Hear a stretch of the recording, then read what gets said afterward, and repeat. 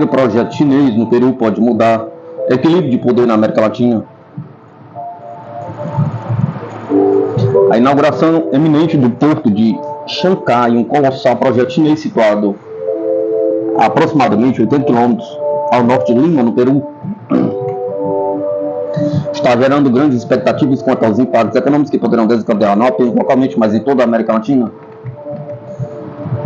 Em entrevista à Sputnik Brasil, Alana Camossa, doutora e mestre em Economia Política Internacional e membro do Observa China, rede independente de estudos sobre países asiáticos, analisou as nuances desse empreendimento, descongestionamento e estímulo econômico. Segundo a especialista, a localização estratégica do porto de Xangai oferece um alívio crucial para portos tradicionais como El Callao, contribuindo significativamente para o descongestionamento das operações portuárias. Alana Camossa destaca que a implementação desse megaprojeto possui o potencial de impulsionar a economia peruana, fomentando relações comerciais com as nações asiáticas, principal motor econômico global. Efeitos comuns à instalação de megaprojetos, como a geração de emprego diretos e indiretos e novas oportunidades de comércio, não somente para o Peru, mas também para outros países da América do Sul. O porto tem o potencial de funcionar como uma espécie de hub logístico para outros países da América do Sul, como o Equador e a própria Colômbia, pontua. Camossa destaca que isso resultaria no aumento das exportações e importações do Peru, gerando empregos diretos e indiretos, além de novas oportunidades comerciais não apenas para o país anfitrião, mas para toda a América do Sul. O diferencial do porto de Xangai, de acordo com a especialista ouvida pela Sputnik Brasil, reside no fato de ser o primeiro na América Latina com maioria de capital chinês, embora possa fortalecer os laços econômicos entre Peru e a China e servir como hub para outros países sul-americanos. Alana acredita que a falta de infraestrutura de complementariedade produtiva na América do Sul podem ser obstáculos ao fortalecimento da integração intra-regional. O porto de Xangai amplia a capacidade de conexão da região com países asiáticos, em vez de promover necessariamente a interconexão entre os países sul-americanos. Essa tendência é acentuada devido às numerosas deficiências infraestruturais e à falta de complementariedade produtiva que caracterizam as nações da região, sublinha. Nova rota da seda, reconfigurando investimentos na América Latina. Alana aborda também o impacto do plano de investimentos na nova rota da seda na América Latina, apontando que a China tem o potencial de reconfigurar os investimentos na região. O projeto de expansão chinesa com investimentos na América Latina tem o potencial de reconfigurar a correlação de investimentos recebidos pelos países latino-americanos, alterando o tradicional equilíbrio de poder. No entanto, dados da CEPAL, Comissão Econômica para a América Latina e o Caribe, referentes a 2023, indicam que os Estados Unidos mantêm uma participação significativa de 38% dos investimentos estrangeiros diretos na América Latina, seguido pela União Europeia com 17%, destaca. Desafios da dependência e complexidade econômica. A análise crítica, segundo a pesquisadora, é crucial considerar os investimentos chineses, pois, embora possam impulsionar o crescimento econômico e a infraestrutura, há o risco de perpetuar a dependência em uma estrutura na qual os países latino-americanos fornecem commodities, enquanto importam produtos manufaturados, ao mesmo tempo em que os investimentos chineses podem contribuir em alguns aspectos para o crescimento econômico e a geração de infraestrutura dos países latino-americanos, seja por meio da expansão da nova rota da seda ou por meio das relações bilaterais. Há uma tendência de incentivar a manutenção de uma condição agrária exportadora para os países da América Latina. O Brasil e a redução no tempo de produção. A analista ressalta que, apesar da redução de 1/3 do tempo médio para a produção brasileira chegar à região oriental graças ao novo porto, o Brasil ainda enfrenta desafios infraestruturais. Segundo ela, o megaprojeto destaca a necessidade dos países da América Latina buscar investimentos chineses para desenvolver sua própria infraestrutura, consolidando ainda mais a presença chinesa na região.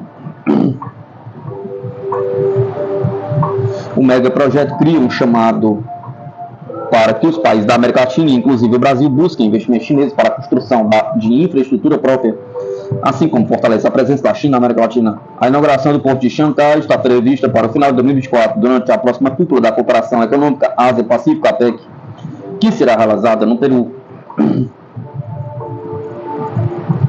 Contratos de defesa da Rússia cresceram em 2023, afirma a Cooperação Russa de Aviação. Só este ano, a indústria de defesa russa registrou um grande aumento no desenvolvimento e produção de novos equipamentos avançados no refinamento e melhoria dos já existentes. A Corporação Aeronáutica Unida falou sobre as últimas tendências e contratos federais da empresa. A Cooperação Aeronáutica Unida, OAC, da Rússia comentou sobre o desempenho da empresa no ano que passou, bem como o cumprimento dos contratos federais assinados com o Ministério da Defesa da Rússia, Su-57. O número de pedidos de aeronaves Su-57 de quinta geração feitos pelas forças aeroespaciais russas dobrou em 2023. Todos os contratos foram implementados integralmente. Cumprimos os contratos de aquisição de defesa nos termos dos contratos. As coisas correram conforme programado. Tudo foi entregue no prazo. Em alguns casos, até antes do planejado. O número de pedidos aumentou em todas as fábricas, para algumas delas bastante significativamente. Quando se trata da aeronave Su-57, o número, na verdade, dobrou. É uma aeronave complexa. Trabalhar nela foi uma honra, disse o diretor-geral da OAC, Yuri Slyuza. De acordo com o executivo, este ano o Ministério da Defesa da Rússia recebeu todas as aeronaves encomendadas e ainda há mais encomendas chegando em 2024. O Su-57 é um caça multifuncional de quinta geração. Foi criado usando recursos de baixa visibilidade e eletrônica avançada. Este veículo de combate é capaz de transportar armas na fuselagem. A aeronave também possui velocidade de cruzeiro e supersônico, que é capaz de manobrar mesmo com alta sobrecarga. As entregas em série desses casos começaram em 2022. De acordo com o programa estatal atual, as forças aeroespaciais da Rússia devem receber 76 Su-57 antes de 2027 e L-76. Em 2023, o AAC também entregou 6 J-76 ao Ministério da Defesa, todos montados na fábrica de aeronaves Aviastar SP, com sede em Ulyanovsky. Além disso, a empresa planeja aumentar a produção de aeronaves para 18 anualmente, acrescentou Slyuza. O Ministério da Defesa exigirá um grande número dessas aeronaves nos próximos anos. O plano é fabricar 18 delas por ano em Ulyanovsky. Este ano fabricamos 6, isso significa alguma coisa, disse ele. Segundo o responsável da empresa, o IJ-76 é essencial quando se trata de logística e entregas em operações militares especiais. Slyuza destacou que o processo de fabricação era realizado anteriormente em Tashkent, no Uzbequistão. As aeronaves montadas em Ulyanovsky receberam 70 novos sistemas de construção, novos motores e novos equipamentos de bordo. O diretor-geral elogiou a fábrica de Ulyanovsky por ter conseguido fabricar 6 IJ-76, uma vez que a instalação geriu com sucesso a produção completa de equipamentos em série, algo que não estava envolvido anteriormente. A fábrica teve que intensificar a produção, voltar ao jogo e se juntar à chamada família de fábricas em série. Entregar 6 aeronaves ao Ministério da Defesa é um trabalho considerável, e por isso estamos gratos, destacou Slyuza. SJ-100.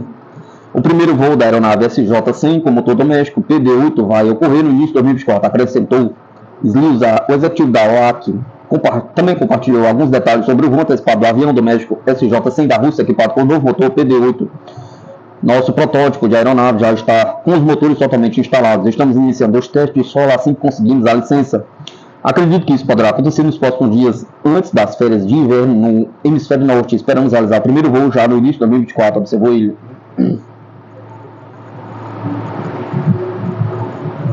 Ao comemorar o aniversário de Mao Tse-tung, Xi Jinping promete impedir que alguém separe Taiwan da China.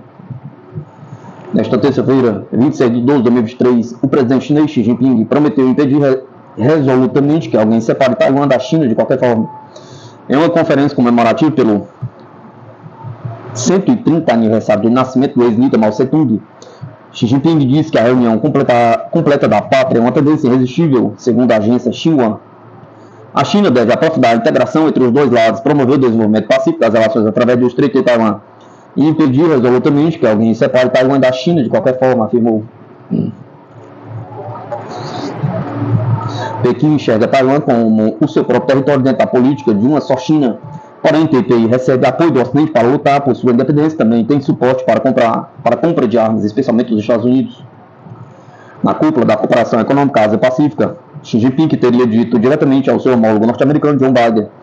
Ao mesmo tempo, o líder asiático fez referência às previsões de militares estadunidenses que afirmam que Pequim planeja reintegrar Taiwan em 2025 ou 2027, dizendo a Biden na reunião que eles estavam errados porque ele não estabeleceu um prazo.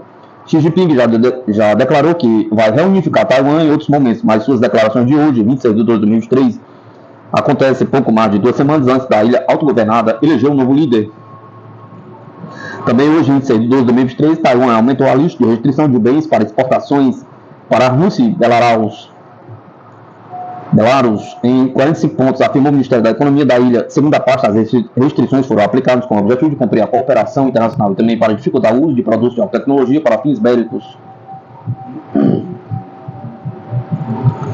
Irã desfez desaceleração de enriquecimento de urânio, diz a IEA.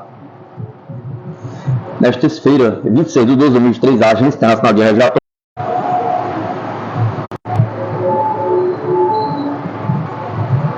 desde a volta para outro tipo de velocidade de enriquecimento, as usinas têm enriquecido urânio até 60%, a uma taxa de cerca de 3 kg por mês, disse a IEA. A IEA confirmou que desde o final de novembro, a taxa a qual o Irã tem produzido urânio enriquecido até 60%, 235 nestas duas instalações combinadas aumentou para aproximadamente 9 kg por mês, diz o relatório. Os inspetores observaram pela primeira vez uma mudança na produção na usina de Fordham em 25 de novembro. Na usina de Natanz, o aumento na taxa de produção foi notado em 27 de novembro. Pela definição teórica da IEA, cerca de 42 kg de urânio enriquecido a 60% é a quantidade a partir da qual não se pode excluir a possibilidade de fabricar uma bomba nuclear. Em outubro, os Estados Unidos disseram que terão capaz de produzir uma bomba nuclear em menos de 2 semanas, mas não deve ter programa de armas nucleares. O Irã é uma ameaça persistente, estima-se que não tem um programa de armas nucleares neste momento, mas tem a capacidade para produzir material suficiente para um dispositivo nuclear em menos de 2 semanas, concluiu o relatório feito pelo Departamento de Defesa norte-americano, citado pelo jornal Observador.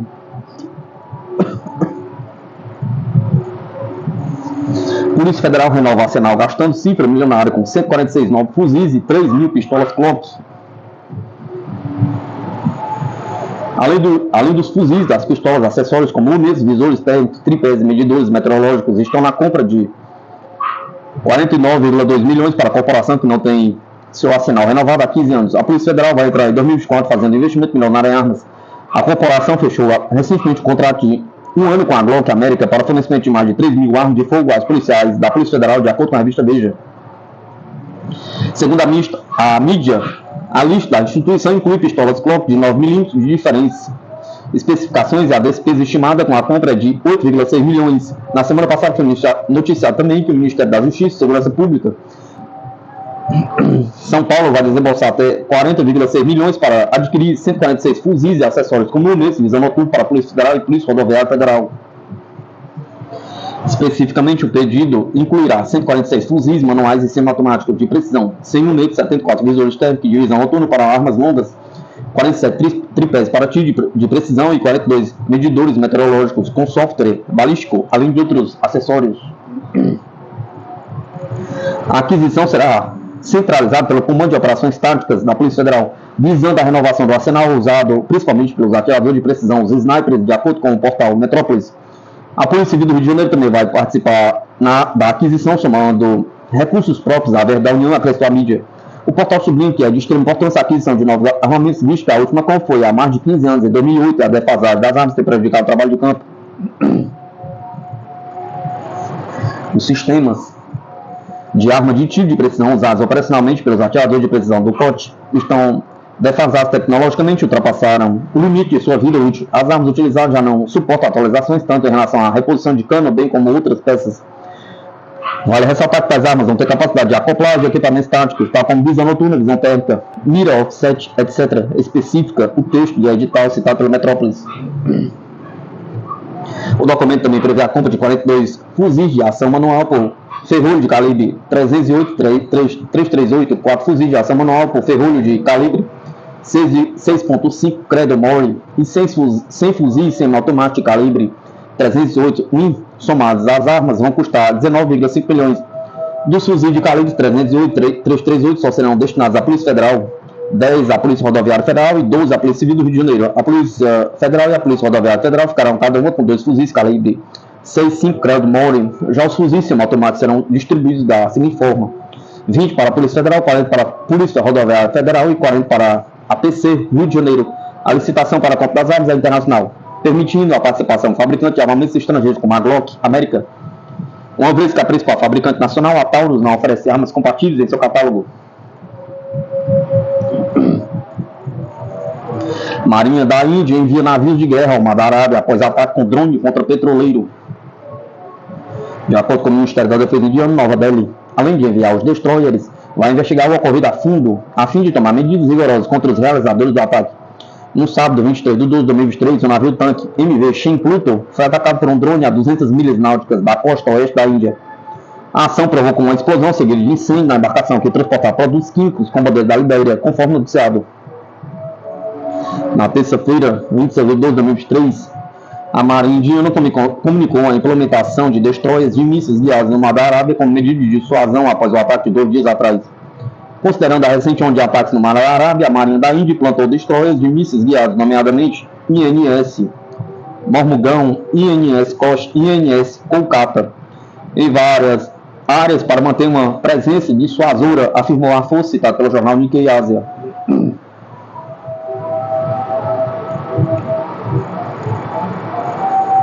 O ministro da Defesa indiano, Rajnath Singh, disse hoje, 26 de 12 de 2003, que o governo da Índia levou este ataque muito a sério. A Marinha aumentou sua vigilância. Os autores destes ataques serão em breve levados à justiça e serão tomadas medidas rigorosas contra eles, segundo o jornal The India Express. Com o Himalaia no norte e o comportamento hostil no Paquistão no oeste, a maior parte do comércio de mercadorias da Índia ocorre através do mar, o que o torna um país insular.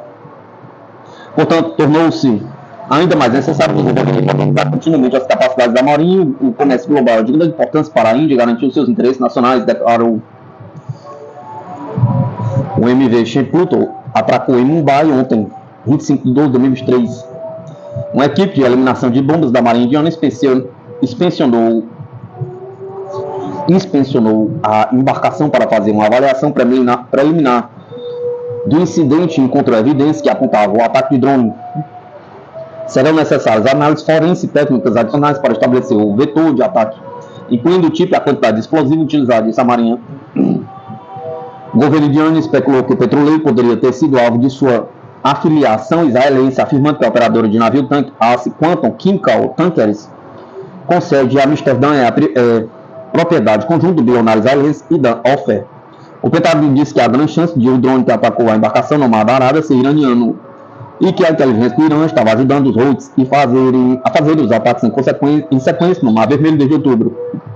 Teherã negou as acusações no sábado, chamando-as de infundadas. Novo chefe naval da China é anunciado em meio a tensões marítimas entre Pequim e Manilha. Hu Zhongming, de 59 anos, tem atuado como chefe do Estado-Maior da Marinha do Exército de Libertação Popular da China desde dezembro de 2021. Pequim nomeou Hu Zhongming como novo chefe da Marinha do Exército de Libertação Popular da China em uma cerimônia que contou com a presença do presidente Xi Jinping. A mídia chinesa informou que Hu foi promovido ao posto de general durante a cerimônia de segunda-feira, 25 de 12 de 2003. No Exército de Libertação Popular da China, o posto mais alto para oficiais em serviço ativo é o de general. Os militares chineses são conhecidos por fornecer poucos detalhes sobre as nomeações de seu pessoal. A promoção de Hu ocorre em meio às tensões contínuas entre a China e as Filipinas sobre as ilhas disputadas no Mar Sul da China.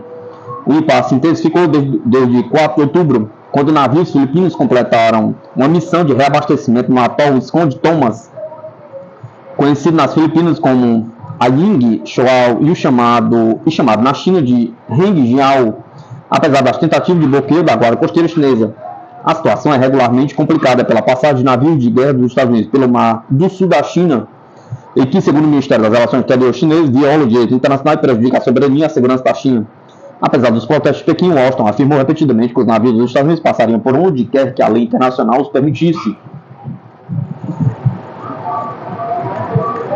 Pequim disputa há décadas o estatuto de vários territórios no Mar do Sul da China, reivindicando principalmente as ilhas Paracel, Spratly e o banco de areia de Scarborough Roads.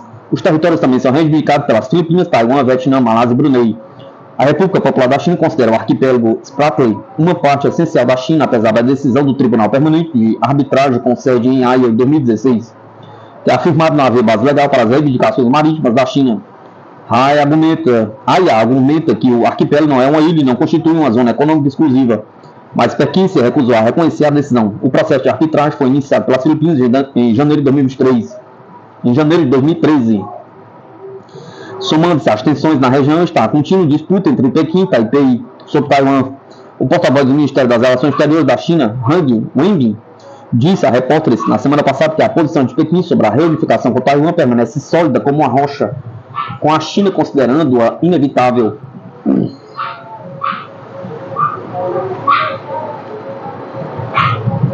A última escalada em torno de Taiwan ocorreu em abril, depois que a presidente taiwanesa Tsai Ing-wen se encontrou com o então presidente da Câmara dos Estados Unidos, Kevin McCarthy. Pequim respondeu lançando enormes exercícios militares de 3 dias perto da ilha, no que chamou de alerta aos independentistas taiwaneses e às potências estrangeiras. Em agosto e setembro, as Forças Armadas de Taiwan relataram vários avistamentos de patrulhas navais e aéreas chinesas nas proximidades da ilha. No dia 18 de setembro, o Ministério relatou um recorde de 103 avistamentos de aeronaves chinesas perto da ilha em um único dia. Taiwan é governado separadamente da China continental desde 1949. Pequim considera a ilha a sua província, enquanto Taiwan afirma que é uma entidade autônoma, mas não chega a declarar independência. Pequim se opõe a qualquer contato oficial estrangeiro com Taipei e considera a soberania chinesa sobre a ilha indiscutível.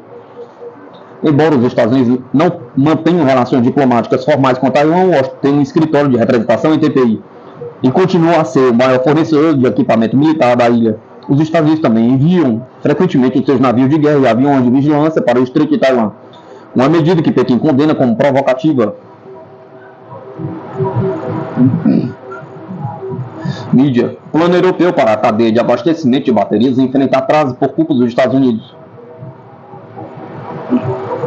A fabricante de materiais Novonix emitiu um alerta enquanto a Europa luta para competir com os subsídios dos Estados Unidos para a produção de baterias para carros elétricos.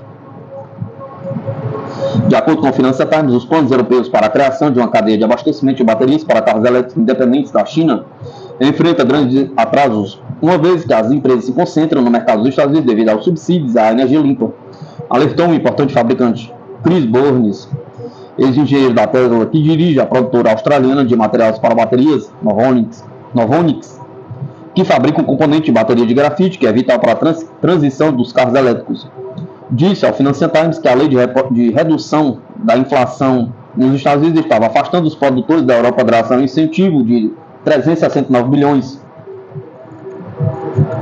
Sempre pensamos na expansão para a Europa, mas o financiamento se torna um mau desafio, disse Burns, ao afirmar ainda que nosso foco é entregar a unidade de Riverside, no Tennessee, onde pretende produzir grafite, e iniciar a próxima unidade na América do Norte. Isso nos manterá mais do que ocupados até o final desta década. Os comentários de Burns destacam o desafio que a Europa enfrenta na construção de uma cadeia de abastecimento independente da China, a principal fornecedora mundial de grafite e outras matérias-primas necessárias para baterias, sem uma injeção de subsídios. Segundo a apuração, os fabricantes chineses estão visando cada vez mais a expansão na Europa e nas regiões vizinhas, depois de Washington ter tomado medidas para restringir a sua presença nos Estados Unidos com regulamentações mais rigorosas. Em resposta, Pequim aumentou os controles de exportações de grafite no mês de outubro. A Shanghai Hutlai, fabricante de materiais para baterias, anunciou em maio planos de investimento de 1,3 bilhão na construção de uma fábrica na Suécia, enquanto a rival chinesa Ningbo Shanshan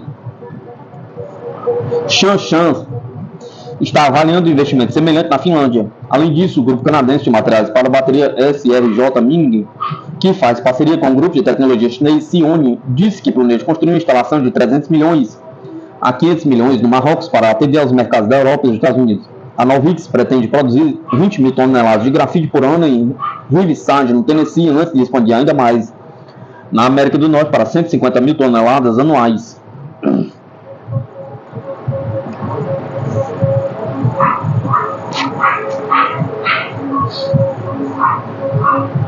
Crise na Alemanha reflete sujeição de Berlim aos Estados Unidos e abre oportunidade para o Brasil, veio analista. Em entrevista a Sputnik Brasil, especialistas analisam a decisão do governo alemão de retirar subsídios do setor agrícola, os reflexos que a medida trará para a cambaleante economia do país e com isso favorece países exportadores de alimentos como Brasil e Rússia. Recentemente, a Alemanha anunciou planos para retirar subsídios do setor agrícola como forma de aumentar a arrecadação, dando fôlego à combaleante economia do país. A medida é uma aposta do chanceler alemão Oliver Scholz para tentar livrar o Estado da iminente retração econômica prevista para 2024.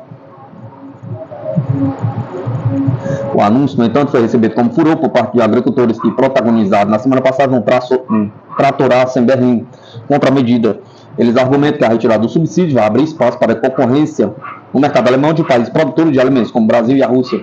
Somado a isso, o governo alemão anunciou na semana passada o maior deslocamento de tropas militares da história moderna, mobilizando 5 mil militares para a fronteira da Lituânia com Belarus, próximo à Rússia, e anunciou um joint venture de defesa formal pela fabricante nacional de armas Rheinmetall e por Kiev para manutenção e reparo de armamentos. Tudo isso em um momento de declínio do apoio da população europeia ao envolvimento do continente no conflito ucraniano.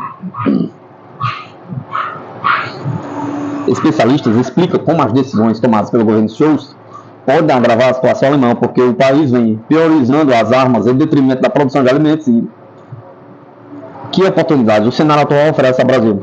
Como é a agricultura na Alemanha? Pergunta Hugo Albuquerque, editor da Autonomia Literária e diretor do Instituto Humanidade, Direitos e Democracia, explica que os subsídios agrícolas alemães sempre foram usados historicamente pela Alemanha para calibrar a migração do campo para a cidade. Os subsídios serviram para manter contingências populacionais no campo, evitar o êxodo para as cidades e garantir uma segurança alimentar mínima. Ele acrescenta que, com o tempo, a integração europeia favorece essa dinâmica, acelerando o processo de deslocamento das populações rurais alemãs, uma vez que grande parte das compras agrícolas da Alemanha passará a ser feitas em países europeus menos desenvolvidos. Isso se expande depois no comércio mundial da Alemanha durante a globalização, sobretudo com a América Latina. A Alemanha compra produtos agrícolas desses países, os quais, pela vez deles, compram insumos industriais dos alemães para modernizar a própria agricultura.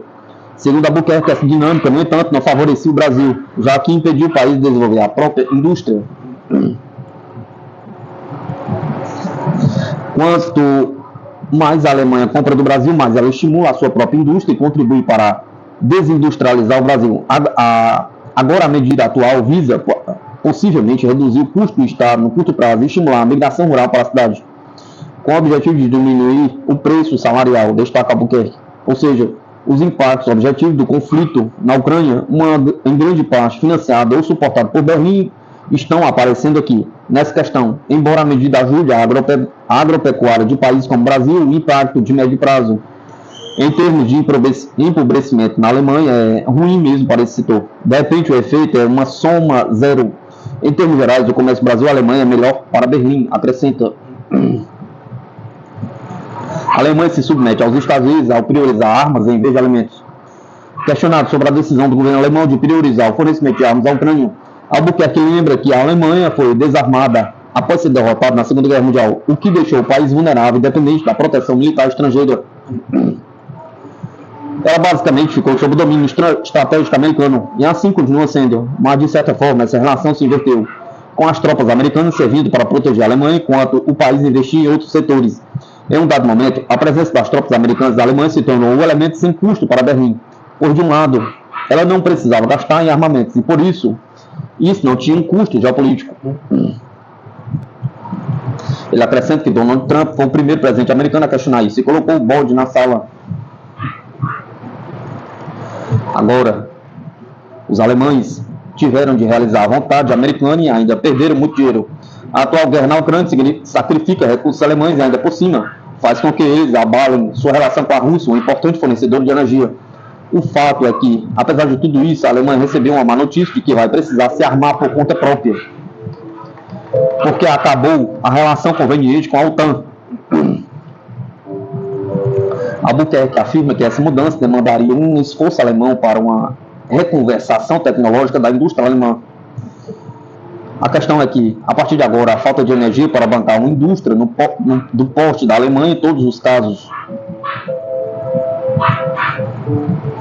E sem a Rússia, as condições de compra de energia pela Alemanha não só pioraram no preço, como na constância e segurança, explica o especialista. O fato é que a Alemanha tem uma estrutura militar muito abaixo da sua potência econômica. Isso sempre foi usado de maneira esperta por Berlim, até dar redondamente errado. Por qual razão você acha que a Alemanha faz exatamente o que os Estados Unidos queriam acerca da questão russo-ucraniana? Pergunta. Não só pela supremacia ideológica e cultural americana, mas também pela superioridade militar e estratégica concreta dos Estados Unidos sobre ela, a Alemanha, acrescentou.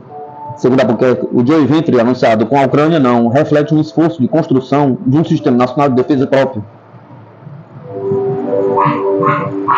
É parte da sujeição estratégica alemã, especialmente aos Estados Unidos. Qual o posicionamento da Alemanha no conflito da Ucrânia? Pergunta. Hugo Albuquerque afirma que a decisão do governo de retirar o subsídio do setor agrícola, em um primeiro momento, poupará recursos do governo e colocará mais trabalhadores no mercado, aliviando os custos da indústria que aumentaram pela variável energética. Tudo isso, no entanto, é explicado ao público como uma medida para combater as mudanças climáticas, o que é, obviamente, uma mentira. Eu não creio que isso implique em crise alimentar imediata, porém piora as condições sociais em geral. É um jeito bizarro de socializar os custos do conflito na Ucrânia, que não é da Alemanha, mas lhe foi imposto em nome da imposição dos Estados Unidos, inclusive se legitimando por uma cobrança de uma dívida moral por prover a segurança nacional alemã. Ele afirma que o governo alemão recebe ordens dos Estados Unidos que acabam menos indecorosas por causa da propaganda russofóbica do Ocidente, da supremacia ideológica e cultural americana sobre a Alemanha e da Europa. Mas o incômodo social emerge com a piora das condições de vida. Ninguém sabe ao certo quais fatores específicos condicionam a obediência alemã aos Estados Unidos.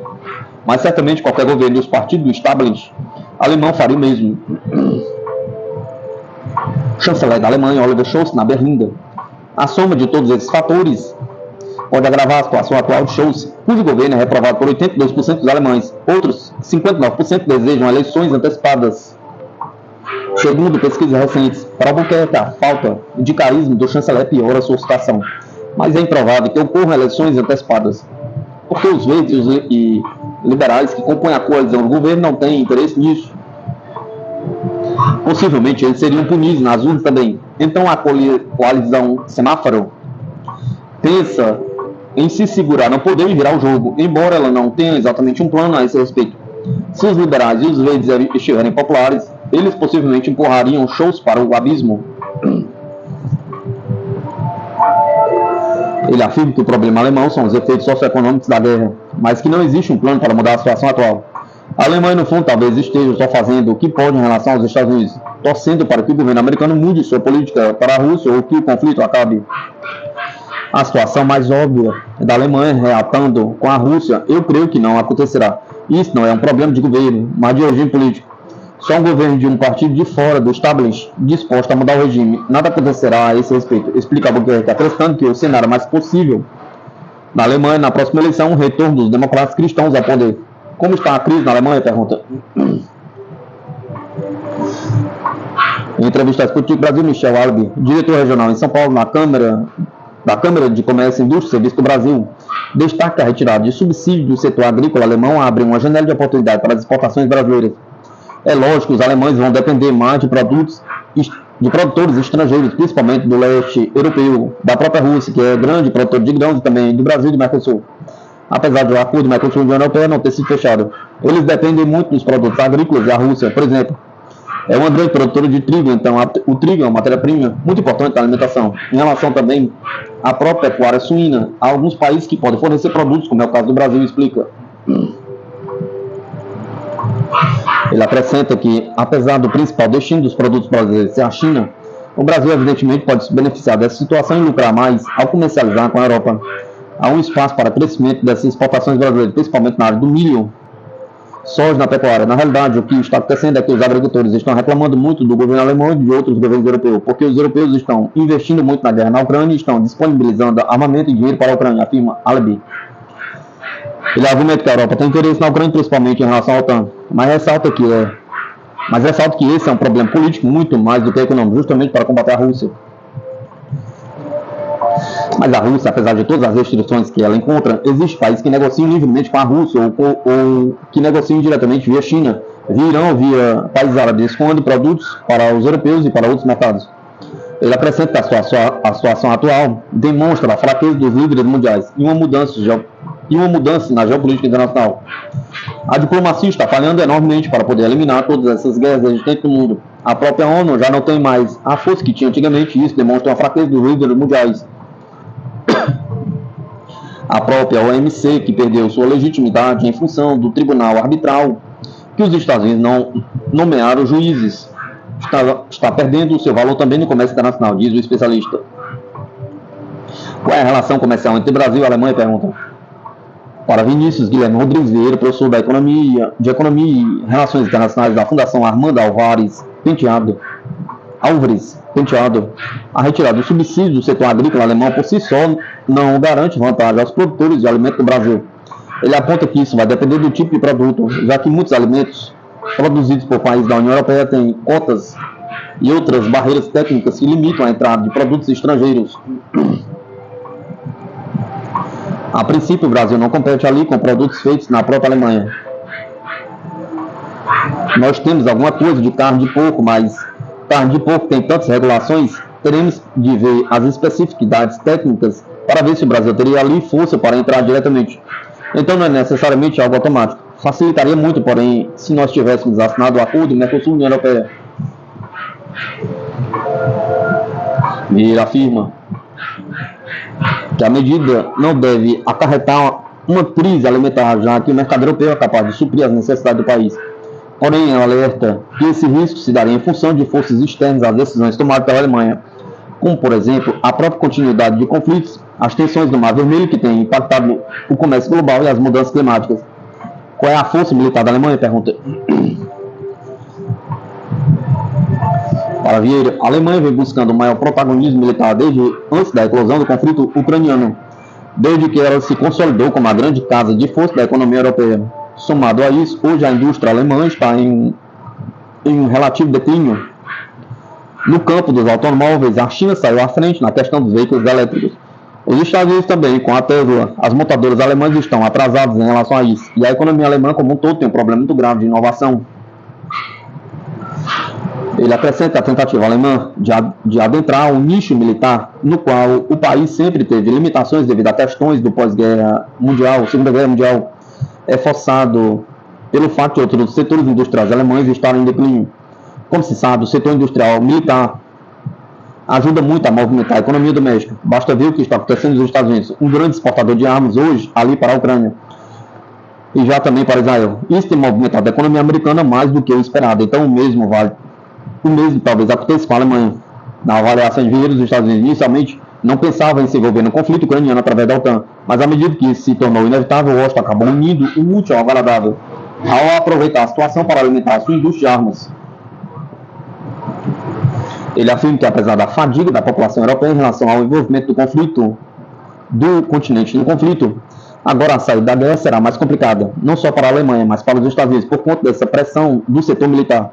O governo alemão parece estar ali sob pressão da população, que não quer mais o envolvimento com a guerra, não vê utilidade da guerra, não vê porque a Alemanha, a OTAN, como um todo, deve continuar na guerra, ainda que indiretamente. E, por outro lado, o setor industrial militar que vem se beneficiando da guerra vai pressionar pela continuidade da guerra. Isso é clássico. É uma questão de grupo de interesse. Qual partido de direita na Alemanha? Pergunta. Questionado sobre a possibilidade de haver eleições antecipadas na Alemanha por conta da erosão da popularidade de Scholz, Vieira afirma ser improvável por conta do atual cenário alemão, que ele classifica como muito perigoso, principalmente por conta da ascensão da extrema-direita, o AfD. Não haverá eleições antecipadas simplesmente por conta disso, porque se houver o AfD, Alternativa para a Alemanha e Tradução Livre, vai ter boa chance de, se não liderar um governo, ser convidado para uma coalizão. Vieira conclui afirmando que tentativas de excluir o AfD do jogo político podem ter resultado oposto, acabando por fortalecer o partido. O cenário atual com crise econômica geralmente gera crise política, mas o establishment alemão vai resistir até o fim para realizar novas eleições, pelo menos enquanto a aliança não for banida, conclui Vieira.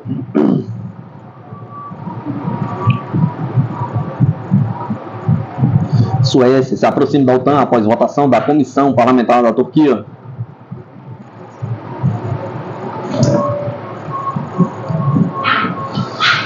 A Comissão de Relações Exteriores do Parlamento Turco aprovou nesta terça-feira, 23 de 12 de 2023, a proposta de adesão da Suécia à OTAN, em um passo fundamental para a ampliação do bloco ocidental. O grupo, controlado pelo partido AK do presidente Erdogan, votou a favor da candidatura após cerca de 4 horas de debate, incluindo conversações sobre outros assuntos. O novo impulso para o ingresso sueco na aliança militar acontece após 19 meses de atraso, nos quais Ankara exigiu concessões relacionadas à segurança de Estocolmo, lembra a agência Reuters. O próximo passo, segundo a mídia, é uma votação na Assembleia Geral do Parlamento, onde o partido de Erdogan também detém a maioria. Ao mesmo tempo, se espera que seja aprovada a votação, que poderá ser realizada dentro de semanas. Mas o chefe da comissão, Fuat Oktay, minimizou as expectativas de uma votação rápida, dizendo a repórteres que o presidente do parlamento decidiria o momento, diz a mídia. A decisão de submetê-lo, o pedido sueco à Assembleia Geral, foi tomada agora, mas isso não deve ser interpretado como um sinal de que será aprovado na Assembleia Geral com a mesma velocidade. Não existe tal coisa, disse Oktay. O partido AK de Erdogan e seus aliados, o MHP e o principal partido da oposição, o CHP, votará a favor da ratificação, enquanto o pequeno partido islâmico Felicity e o Partido Nacionalista de Direita, ILI, votaram contra. Se aprovado, o líder turco assinaria então a lei, concluindo um processo que frustrou alguns dos aliados de Ankara e testou seus laços ocidentais. Em uma declaração após a aprovação da comissão, o chanceler sueco Tobias Billström disse que a Suécia saudou a medida e ansiava por aderir à OTAN. O país escandinavo pediu para ingressar na aliança militar junto com a Finlândia em 2022. Helsinki entrou para a OTAN em abril deste ano. Quando estava nas tratativas para aderir à aliança, o vice-presidente do Conselho de Segurança, Dmitry Medvedev, disse que Moscou fornecerá uma resposta espelhada às ameaças que emanam do ingresso de Helsinki e Estocolmo no organismo, conforme noticiado.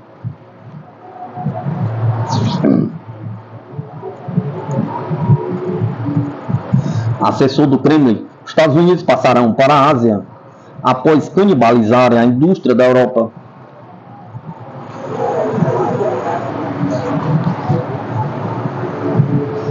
Quando os Estados Unidos acabarem a canibalização de seus parceiros europeus, matando suas indústrias químicas, automobilísticas e outras, eles se concentrarão nos mercados asiáticos, disse em entrevista à revista Expert o assessor econômico do Kremlin, Maxim Oreskin. Na verdade, a questão mais importante agora para os principais jogadores é qual será a distribuição das forças nos mercados em crescimento. Quando os Estados Unidos acabaram de canibalizar seus parceiros europeus, matando as indústrias europeias química, automobilística e outras, ou seja, quando essa fonte de crescimento para eles terminar, eles se concentrarão nos mercados asiáticos, observou o economista. Ao mesmo tempo, Oreskin disse que para muitos países da África e Ásia, seus mercados internos são suficientes.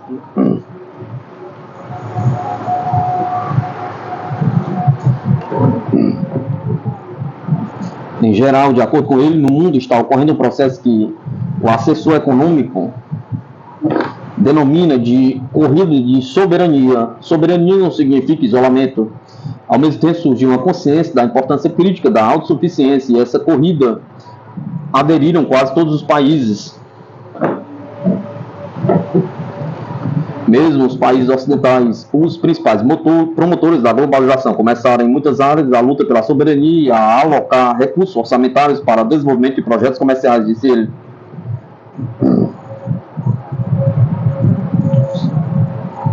Estados Unidos militarizam o Ártico com reivindicações unilaterais, diz o ministro russo. Ao reivindicar unilateralmente a expansão da plataforma continental no Ártico, os Estados Unidos militarizam essa região, afirmou o ministro do Desenvolvimento do Externo Oriente do Ártico russo, Alexei Shchenkov. Em 22 de dezembro, o Departamento do Tesouro dos Estados Unidos anunciou a expansão da plataforma continental no Ártico e no Mar de Bering, permitindo que Washington assegure o direito sobre o leito do mar potencialmente rico em minerais.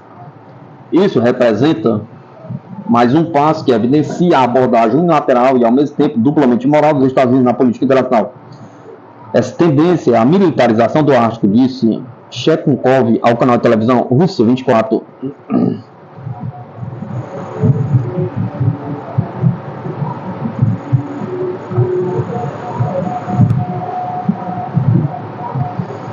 Países da Eurásia assinam um acordo de livre comércio com o Irã.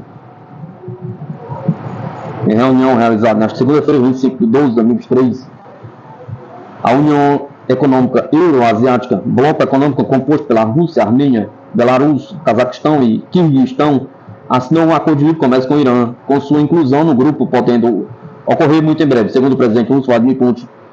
Ocorrida em São Petersburgo, a reunião viu avanço em diversos outros setores, como a assinatura de uma declaração de cooperação econômica com a criação de uma trilha euroasiática econômica até 2045. Outro grande ponto em progresso foi a criação de um acordo de livre comércio com o Egito, um dos nossos principais parceiros no mundo árabe e no continente africano, afirmou o presidente Vladimir Putin. Destaque também foi dado ao papel da União Euroasiática como um órgão econômico para o primeiro-ministro armênio Nikol Pashinyan. A União não deve ter uma agenda política. Em São Petersburgo, Pashinyan também está representando a Armênia em um encontro informal dos membros da comunidade de estados independentes. Depois de ter perdido 2 reuniões com seus colegas neste ano, uma da CEI da União Euroasiática em Bishkek e outra da Organização do Tratado da Segurança Coletiva em Minsk,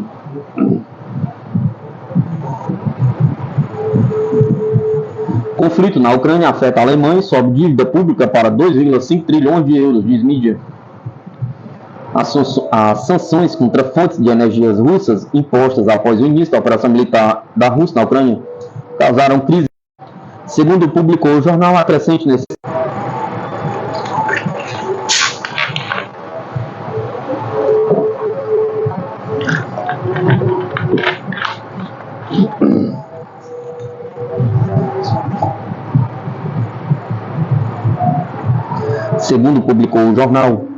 a crescente necessidade de financiamento devido à crise energética com hostilidades como pano de fundo provocou rápido crescimento da dívida pública alemã.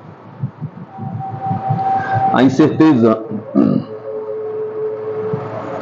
sobre o fornecimento de energia no meio da operação especial russa em curso na Ucrânia, a suspensão do fornecimento de gás russo pelo gasoduto Nord Stream 1 e as sanções da União Europeia contra fontes de produção energética desequilibraram os mercados alemães.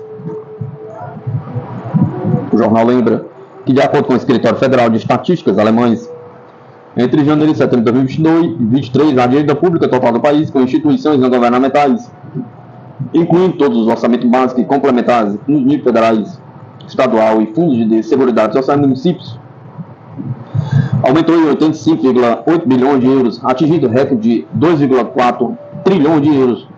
Em comparação com o final de 2022, o total da dívida aumentou 3,6%, enquanto a dívida dos municípios e associações municipais cresceu 7,6%, atingindo 151,5 bilhões de euros, destaca o Yeni Safak. A economia germânica, que até recentemente era considerada a locomotiva da Europa, está perdendo posições, enfrentando o processo de desindustrialização que não pode ser freada. Isso é a consequência de o país ter aderido às sanções anti-russas e ter renegado os hidrocarbonetos que, durante décadas, recebiam a preços baixos. Eles reiteraram repetidas vezes que as medidas punitivas contra a Rússia prejudicam mais aqueles que as impõem do que a União Europeia acabou a posição de uma colônia estadunidense, mais do que aqueles que as impõem, e que a União Europeia acabou na posição de uma colônia estadunidense.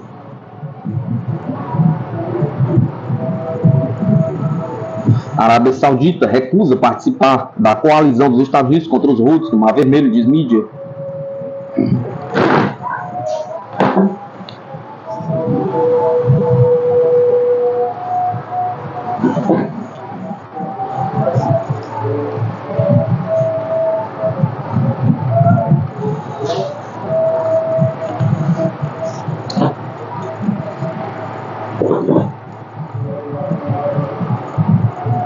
A Arábia Saudita manifestou desinteresse em aderir à recente coalizão liderada pelos Estados Unidos no Mar Vermelho contra os ataques dos Houthis, conforme relatos do The New York Times, com base em autoridades americanas e sauditas. O reino prioriza a segurança interna e o desenvolvimento econômico, considerando a busca pela paz em sua fronteira sul como objetivo mais atrativo.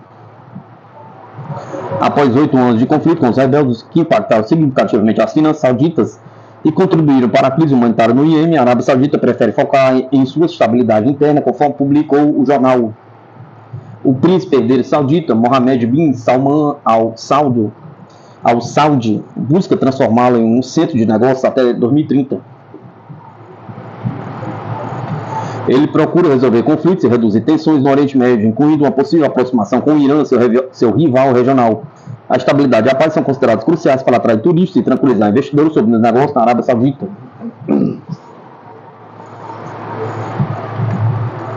O Iêmen enfrenta um conflito armado desde 2014 entre as forças governamentais e os rebeldes Houthis, intensificado pela intervenção da coalizão liderada pela Arábia Saudita em 2015. O recente aumento dos ataques a navios do Mar Vermelho motivou os Estados Unidos a formar a coalizão marítima, a qual a Arábia Saudita opta por não se juntar. Os Houthis prometeram atacar navios que participaram dessa coalizão liderada pelos norte-americanos.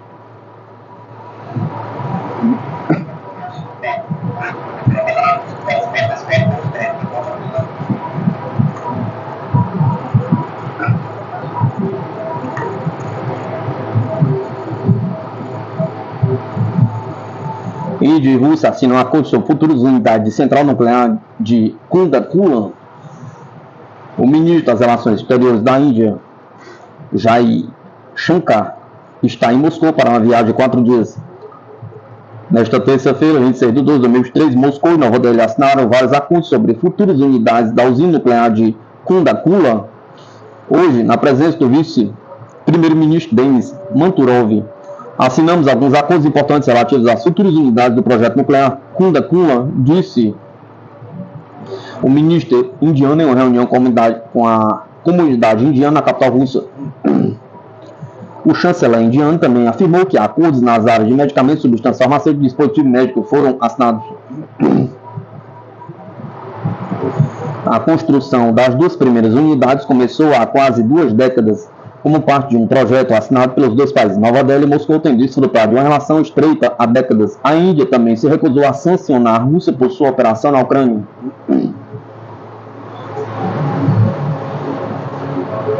Por que a libertação russa de Marinka é tão significativa? O exército ucraniano enfrenta uma série de derrotas, perdendo um reduto crucial da República Popular de Donetsk, pouco depois do fracasso da tão badalada contraofensiva de Kiev. O ministro da Defesa da Rússia, Sergei Shoigu, anunciou formalmente que as Forças Armadas Russas libertaram Marinka, uma cidade fortemente fortificada na República Popular de Donetsk, que durante anos servia como um importante reduto para as tropas ucranianas em 25 de dezembro. A proximidade de Marinka, como capital da região de Donetsk, permitiu que as forças ucranianas bombardeassem a cidade maior com relativa impunidade, conforme observado pelo analista militar Anatoly, coronel reformado das Forças Armadas Russas. Mais importante ainda, as forças ucranianas, transformaram aquela cidade em uma fortificação, disse Anatoly. Havia posições de tiro para artilharia de longo alcance MLRS que bombardearam Donetsk. Agora, Marinka foi capturada e, portanto, a ameaça foi afastada de Donetsk. Ele observou ainda que a libertação de Marinka faz com que as forças russas assumam o controle de um centro de ferrovias e rodovias, sem mencionar o corte das linhas de abastecimento das forças ucranianas no setor. A vitória russa em Marinka também significa que as forças ucranianas sofreram um enorme golpe em sua moral e perderam a confiança em sua capacidade de manter suas posições, como sugerido pelo coronel-general Georgy Shapak, ex-comandante das forças aerotransportadas russas.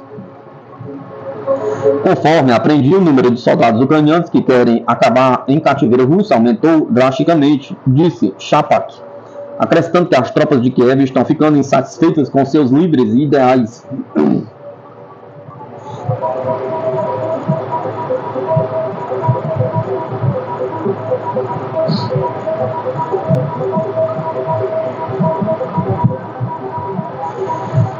Colapso econômico. Diante das sanções e guerra em Gaza, medidas ocidentais destroem Natal na Síria. Mais de 12 anos vivendo em meio à guerra civil e um terremoto devastador neste ano. Junto a tudo isso, as sanções ocidentais contra a Síria ajudaram a economia do país a praticamente entrar em colapso, em meio às instabilidades regionais causadas pela guerra na faixa de Gaza, que afeta todo o Oriente Médio. Tantas situações adversas reduziram ao mínimo as celebrações de Natal na Síria, quando há atividades para diversas religiões. Maioria no país, os muçulmanos não comemoram a data, mas sentem seus efeitos positivos. As festividades neste ano foram limitadas às missas nas igrejas, além de apresentações e decorações modestas nas ruas e casas, quando comparado com anos anteriores. Uma das marcas dos atos foram apelos pela paz mundial e a melhoria da situação dos palestinos na faixa de Gaza. Mais de 20 mil pessoas já morreram na região por conta dos ataques realizados por Israel, que sequer poupa escolas, hospitais, abrigos das organizações das Nações Unidas e acampamentos de refugiados. As comunidades cristãs também rezaram pelo retorno dos sírios à vida normal, o fim do sofrimento causado pelos conflitos e também que as sanções econômicas impostas pelo mundo ocidental sejam finalizadas. Qual a situação atual da guerra na Síria? Pergunta. Mesmo em meio ao conflito civil que persiste no país há mais de 12 anos, os sírios costumavam realizar celebrações extensivas de Natal e Ano Novo. Em 2011, antes do início da guerra, eles instalaram a maior árvore de Natal do mundo na Praça George Kouri, em Damasco, com 27 metros de altura. Só nos últimos meses, os Estados Unidos, que estão presentes com bases militares não reconhecidas pelo governo sírio, quebraram protocolos criados para resolver o conflito interno do país pelo menos 9 vezes. A denúncia da última semana foi do contra-almirante Radim Kulit, vice-chefe do Centro Russo para a Reconciliação das Partes Combatentes na Síria. Conforme o porta-voz, a chamada coalizão antiterrorista liderada pelos Estados Unidos segue a criar situações de perigo nos céus da Síria com a realização de voos que violam os protocolos de desconflito e as regras de espaço aéreo do país.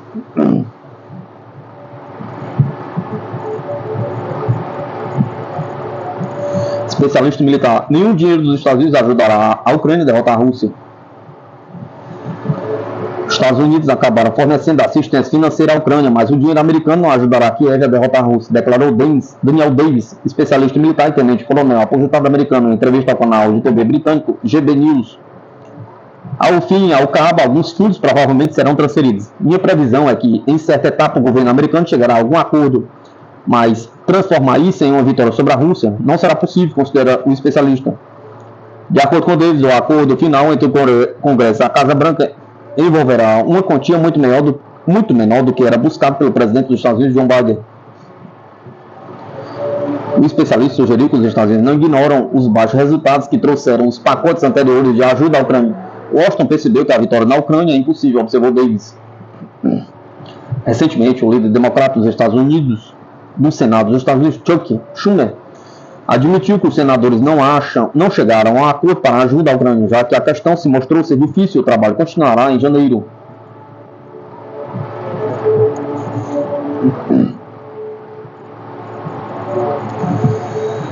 Nova Revolução Colorida pergunta: o que se sabe sobre os protestos em Belgrado?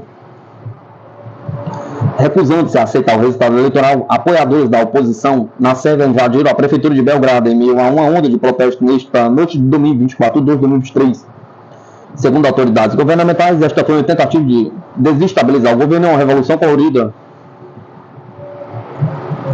No último dia 17 de dezembro, foram realizadas as eleições nacionais e locais na Sérvia. O Partido Progressista Sérvio, o qual pertence o presidente Aleksandar Vučić, e a primeira-ministra Ana Brnabić, saiu vitorioso, alcançando o maior número de assentos na Assembleia da cidade de Belgrado. Descontente com o resultado, da aliança opositora Sérvia contra a violência afirmou que o resultado foi fruto de fraude eleitoral. Belgrado abriga cerca de 1/4 da população do país, que possui cerca de 6,6 milhões de habitantes. Por conta disso, o cargo de prefeito da cidade é um dos mais importantes da Sérvia. Revoltas de domingo na Sérvia. Entre o dia 14 e 24, a oposição organizou vários comícios por Belgrado, alguns marcados pela violência, como foi o caso da última segunda-feira, em que manifestantes se reuniram frente à Comissão Eleitoral Republicana e supostamente atacaram os funcionários do órgão. Responsável por investigar as alegações de eleitores fantasmas, a Comissão Eleitoral informou no domingo que não encontrou nenhuma evidência de que a eleição tivesse sido roubada. Na noite de domingo, manifestantes pró-oposição se reuniram no centro de Belgrado após serem convocados pelo SPN. A líder da coalizão, Marinika Tepic, foi impedido de entrar no edifício da Comissão Eleitoral e um palco improvisado foi erguido próximo da residência presidencial, com palestrantes e artistas incitando a multidão. Mais tarde, alguns ativistas invadiram a Câmara Municipal, mas foram expulsos pela polícia. Aleksandar Sapik, chefe da administração temporária da cidade, declarou que os danos causados ao edifício histórico são irreparáveis e comparou as manifestações ao caso de Maidan, golpe armado de 2014 em Kiev, que preparou o terreno para as atuais hostilidades entre a Rússia e a Ucrânia. O termo também foi utilizado pela primeira-ministra Ana Brnabić. e pela representante oficial do Ministério das Relações Exteriores da Rússia, Maria Zakharova, que disse que esta foi uma tentativa óbvia do Ocidente coletivo de desestabilizar a situação no país através de golpes de Maidan. Branabik também agradeceu a forças do serviço secreto da Rússia que alertaram ao governo sérvio sobre possível tentativa de desestabilizar o Estado. Segundo o porta-voz do Kremlin, Dmitry Peskov, evidentemente existe processo de tentativa de terceiros, inclusive do exterior, para provocar tal agitação e degradado. Isto é o que estamos vendo. Não temos dúvidas de que a liderança da República manterá o Estado de Direito no país. Já Vučić comparou as manifestações e as revoluções coloridas, termos utilizados para descrever as revoltas em massa levadas a cabo por forças políticas pró-ocidentais. Na década de 1990 e 2000, a Rússia e outras nações consideram a onda como planejada pelo Ocidente para promover seus objetivos geopolíticos, sendo executado por meio de ONGs, meios de comunicação e partidos financiados pelos Estados Unidos e seus aliados. Em entrevista à TV russa, Rossai 24, embaixador russo na Sérvia, afirmou que Vučić está em posse de provas do envolvimento ocidental nos protestos acontecidos no último domingo 24 de 2023.